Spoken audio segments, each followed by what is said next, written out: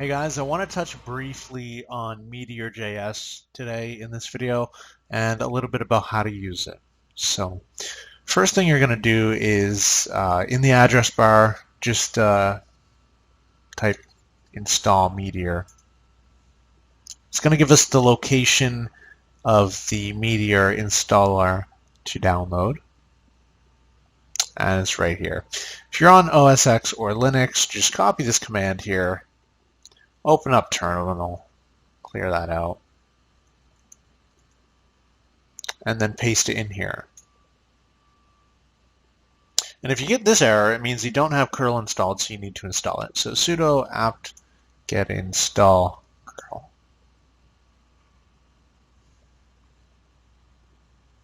And once curl is set up, you can run the previous command again, and it's going to download Meteor and install it.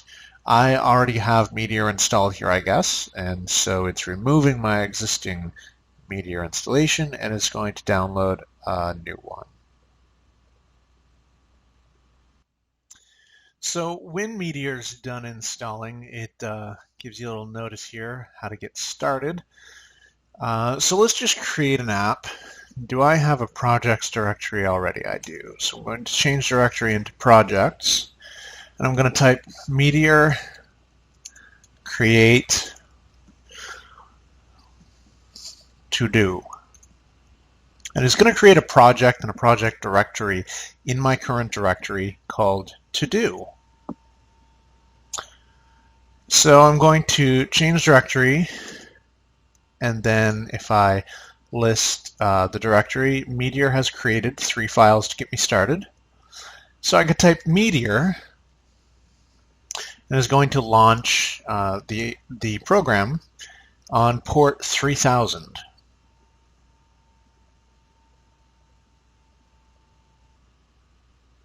There we go. So once you get this message, it means the app has been launched. So you can go to localhost on port 3000, and this is our Meteor app. It's got an event handler here for the click me button, which counts the times it's been pressed.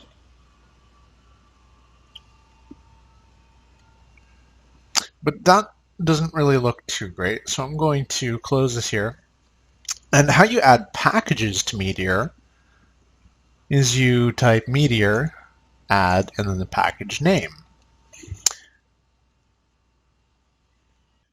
So you can browse Meteor packages by going to atmosphere.js.com.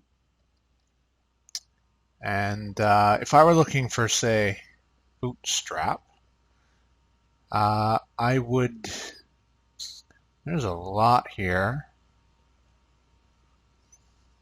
However, the official Bootstrap module or package is at TWBS, which stands for Twitter Bootstrap, and then Bootstrap. So I'm going to add that to my project like this, and let me go into the file manager here, into projects and to do, and you're going to see the 3 files that I created for us, but if you hit Control H, you're going to also see a hidden directory titled Meteor, and this is where it stores the packages that we add, and some internal Meteor stuff as well. So we're not going to get too into that. These are the files that you'll be working in with Meteor, so you can open, for instance, the HTML file with gedit. There we go.